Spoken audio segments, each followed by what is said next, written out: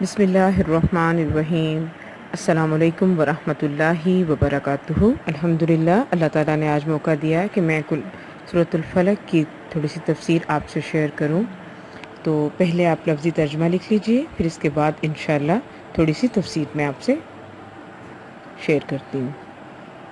بسم اللہ الرحمن الرحیم۔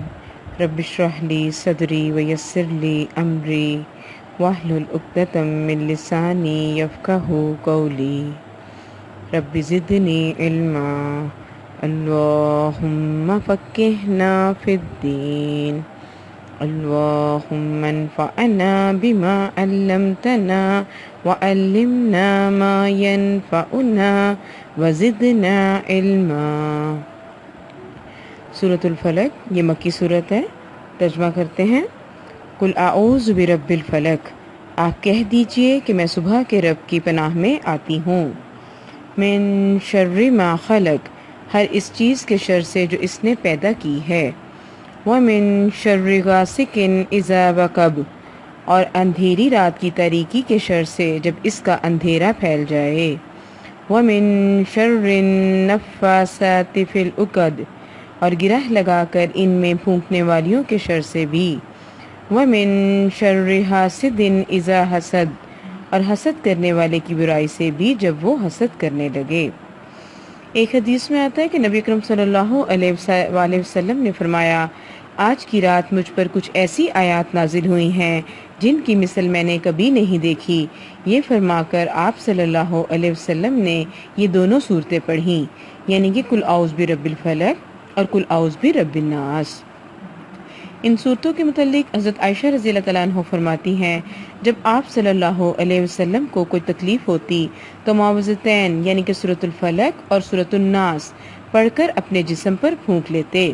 جب آپ صلی اللہ علیہ وسلم کی تکلیف زیادہ ہو گئی تو میں یہ صورتیں پڑھ کر آپ صلی اللہ علیہ وسلم کے ہاتھوں کو برکت کی امید سے آپ صلی اللہ علیہ وسلم کے جسم پر پھیرتی۔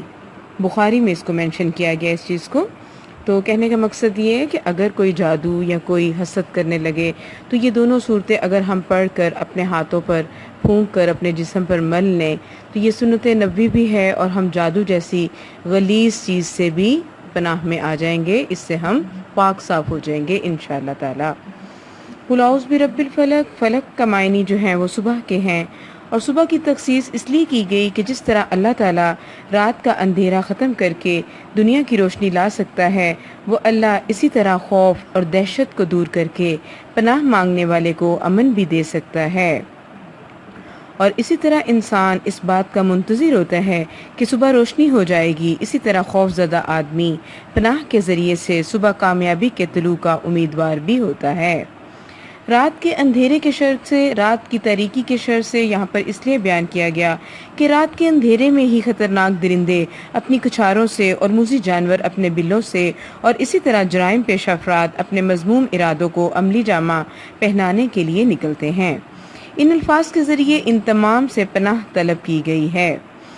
اس کے بعد آ جاتا ہے یہاں پہ ومن شر النفاثات فی العقد، اور گرہ لگا کر ان میں پھونکنے والیوں کے شر سے۔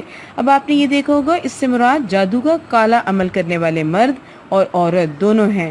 ہمارے معاشرے میں یہ بیماری آج کل بہت زیادہ ہے کہ کسی سے حسد کی بنا پر یا کسی کی دولت سے جیلسی کی بنا پر اس کے ساتھ جو ہے وہ جادو کیا جاتا ہے، اور جادوگروں کی شرارت سے پناہ مانگنے کے لیے یہ سورت جو ہے یہ پڑھ لی جاتی ہے۔ دیکھیں اللہ تعالیٰ نے ہمارے لیے تمام کام کتنے آسان کیے ہیں، اور قرآن کتنی بہترین بک ہے جس میں ہر مشکل کا حل جو ہے وہ موجود ہے۔ اللہ تعالیٰ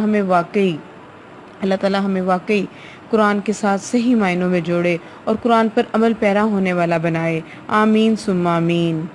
سبحانک اللہم و بحمدک، اشہد ان لا الہ الا انت، استغفرک و اتوب الیک۔ السلام علیکم ورحمۃ اللہ وبرکاتہ۔ تھوڑی سی دعا کر لیتے ہیں۔ سبحان اللہ و بحمدہ، سبحان اللہ العظیم۔